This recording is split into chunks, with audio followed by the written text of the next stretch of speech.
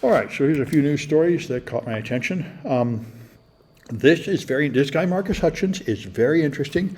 He's very technical. He was a criminal hacker. He developed banking malware when he was a teenager. Then he found when the Russians stole military technology from the U.S. and used it to make a worm called WannaCry that was taking down servers everywhere.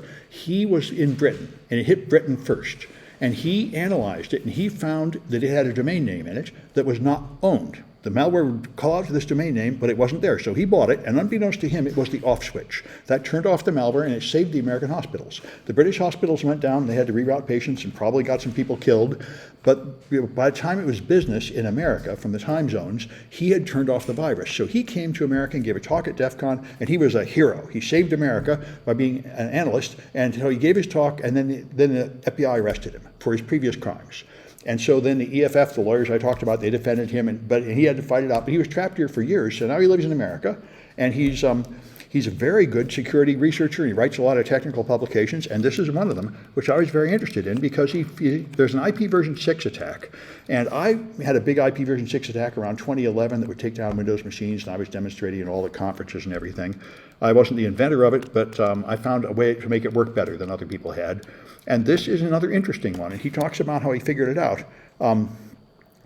It's really very interesting, very technical, and it's the kind of thing that would make a good project for my malware analysis class, where you really have to do the kernel debugging. I remember at the time, I would demonstrate the IPv6 attack I knew that would kill Windows, and a woman in the audience said, "Why don't you debug the kernel and figure out how it works?" And I said, "I don't know how to do that. Do you know how to do that? That would be great."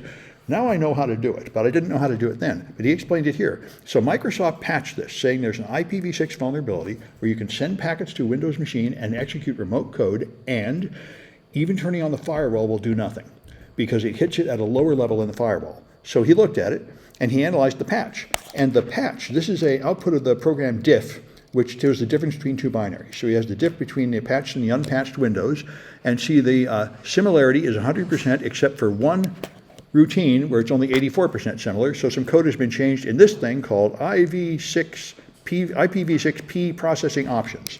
So now you know which routine was patched. So he disassembled it and found that before the patch, it calls this thing called IPP send error list, but after the patch, it calls IPP send error. So there appears to be something wrong with this IPP send error list function. And so he went in there and figured it out, and it's nice. He explains how it all goes. And he generated some IPv6 packets and managed to trigger it and see exactly what was going on. And he made an attack. Now, he made a denial of service attack. And when we teach the exploit development class, we haven't done it this semester, but it comes by every few semesters, we talk about this. If you have a sloppy attack, it crashes the server. That's a denial of service attack. That's how most attacks start. That means you managed to sneak some junk in that the server couldn't process. Now, the process of exploit development is improving that, where instead of just crashing the server, you modify its function in a controlled way so you gain control of it. This is not always possible, and he was not able to do it here. But anyway, this is a very good start what he did here. And he explained how the kernel is not documented, this function is not documented, but there's a few reverse engineers that have done it. In fact, the only one he could find that was any good was in Chinese, and he had to use Google Translate to translate it and figure out what you can. And so it shows the process of researching vulnerabilities. This is what it is. You dig into things, and you often find what you need hidden all over the internet in weird languages and try to piece together what you can. And anyway, and producing write-ups like this is extremely helpful. It's a contribution to the community. The next person that wants to understand the kernel bug will have a better start because he has a good explanation you can actually read and understand of what's going on here. And after 10 years, this becomes normal. It goes in textbooks, and then I can put it in courses and projects easily. But usually these cutting-edge ones are too difficult to put into beginning level projects. Anyway, so this is a big problem. It's been a big problem for a long time, is insider threats. And it got attention because of Snowden. I mean, Snowden was a military contractor. He had clearance. He had signed an agreement not to spill the beans, and he totally dumped out all the secrets. And therefore, everybody at every level of every company and the military, the boss asked their staff, "How do you know that we don't have somebody like that working here that's going to spill the beans? And how could you know?" Well, you could try to rat them out. Who's got extra money? Who's more disgruntled? Who seems to be goofing off, showing up late? Who seems to be on drugs? You can try all that stuff. That's all really weak sauce. A bunch of people have problems, but they're not traitors. So there are a bunch of tools you can buy that will monitor your staff to try to see if they're disloyal. And Microsoft makes some of them too. And this is a really, really nasty business. Just like your own staff will generally hate you for this. Let's see, somebody's calling me. Let me see if it's a student. It could be. I'm Sam. Can I help you? Hi, this is your Congressman, Kevin Mullen. Okay, it's some kind of junk. Anyway, it's my Congressman Kevin Mulls. I have no idea whether there is anybody like that, but he isn't a student, so he can forget it. Anyway, I don't know who my congressman is. Well, anyway, maybe it is Kevin Mulls.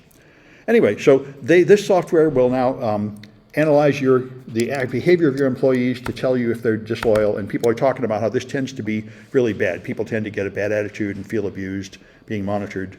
And this is similar to predictive policing, where you try to predict where crimes are going to happen, and tends to just lead to just abusing people in vulnerable communities and not stopping crime. But anyway, this is a big issue. There's a bunch of software out there to try to monitor your own staff and try to detect from their internet behavior whether they're disloyal. And it's necessary because there's a demand for it. People are selling this stuff. I don't think it works very well, but there is an obvious demand for it. So Volt Typhoon is the Chinese attack group that is attacking our critical infrastructure, like our power plants and electric stations, with enormously good effect in the sense that they have penetrated them and they have controlled them, but they haven't taken them down. It's just they're ready to take them down in case this happens. And there have been people, I've read articles, they say, why aren't they taking it down? And they say, well, because we've hacked them too. They're just as vulnerable as we are. So we're in a state of mutually assured destruction. If you turn off our power, we're going to turn off your power. So that seems to be holding it back for the time being. But relations between us and China are getting worse and worse. And Dmitry Alperovich, the head of CrowdStrike, says he expects a shooting war with China by the year 2028, which I certainly hope doesn't happen, but the experts think we're headed there, getting more and more hostile with each other. And anyway, so they've got a series of 0 days in a thing called Versa Director and using ISPs, and they apparently are taking control of a lot of ISPs with it. So, this is the nasty truth about the internet is a lot of people are taking over each other's stuff all over the place. And the military is pretty much blasting through all your defenses and taking whatever they want. It's a whole lot less insecure than people think it is, and this is why beginning security students often sort of freak out and become paranoid, just like people in doctors' medical programs usually freak out, oh my God, now I know this pain must be cancer, it must be this. They find out all these scary things they never knew. And the fact is, the world is no worse than it was before you knew. It's just you know it now. Yeah, and you have to keep steady, don't panic. But it is the fact that the stuff out there is a lot more exposed and a lot more hacking is going on than most people know about. There's a whole cyber war going on and most people don't even see it. Here's one being blocked by the City College. If I was outside the firewall, it wouldn't be blocked. But anyway, so the U.S. military paid for ads on Tinder to tell people don't attack America because we'll punch you back. So they have ads. So these are the Tinder ads, and when they came out, they sort of took them down feeling embarrassed. But anyway, they said, we have ads on websites all over the place for propaganda saying, don't commit terrorism. It just looks a little strange for us to be prosecuting on a porn site, essentially, advertising on a porn site, but it seemed like a good idea to somebody. And anyway, I think that's enough of the news. Let me stop.